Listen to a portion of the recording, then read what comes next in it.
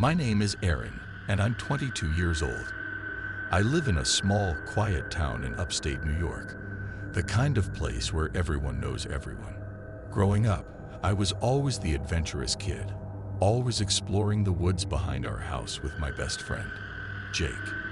I've always loved the outdoors, but after what happened last summer, I can't even look at the treehouse we built back there without feeling sick to my stomach. This story isn't something I shared with many people, partly because I don't want to seem crazy and partly because I don't want to relive it. But I need to get it off my chest, so here goes. Jake and I built the treehouse when we were about 13. It wasn't anything fancy, just some wooden planks nailed into an old oak tree, with a little roof over the top. It became our hangout spot. We spent countless summer evenings up there, telling scary stories, eating junk food, and just being kids.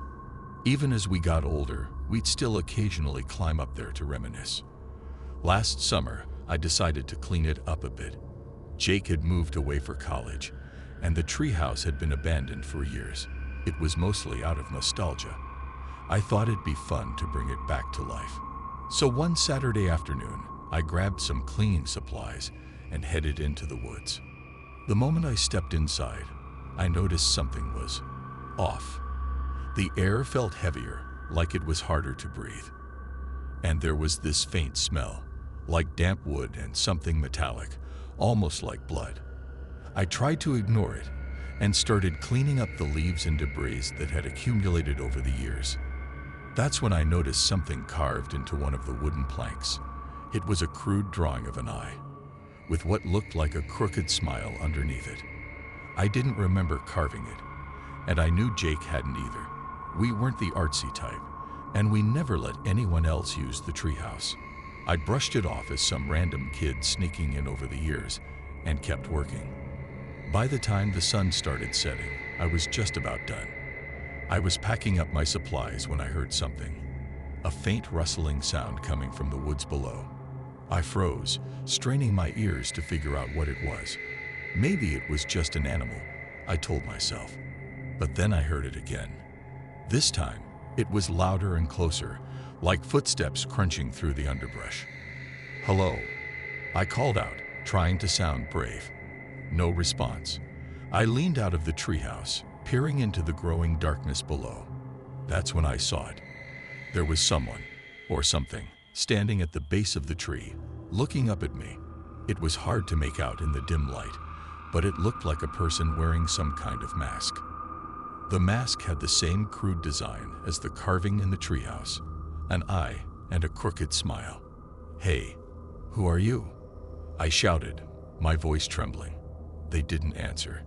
They just stood there, completely still, staring up at me. I don't know what came over me, but I grabbed the flashlight I had brought and shone it down at them. The beam of light illuminated their face, or rather, their mask. It wasn't a mask at all. It was painted directly onto their skin. My heart felt like it was going to explode. I scrambled back into the treehouse, my hands shaking so badly I could barely hold the flashlight. I didn't know what to do.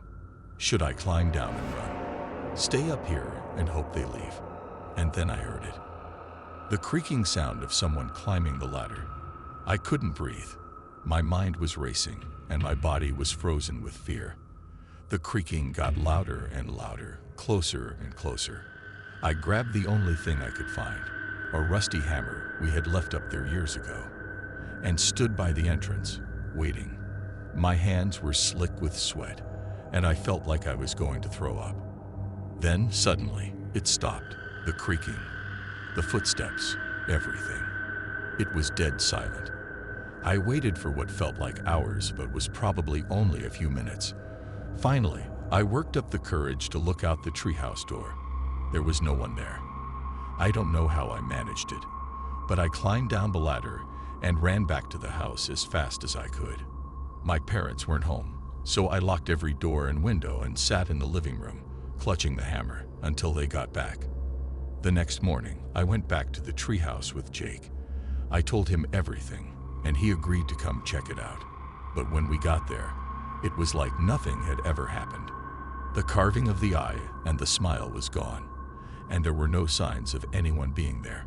I still don't know what I saw that night. Maybe it was a prank, maybe it was my mind playing tricks on me, or maybe it was something else entirely. I haven't been back to the treehouse since, and I don't think I ever will.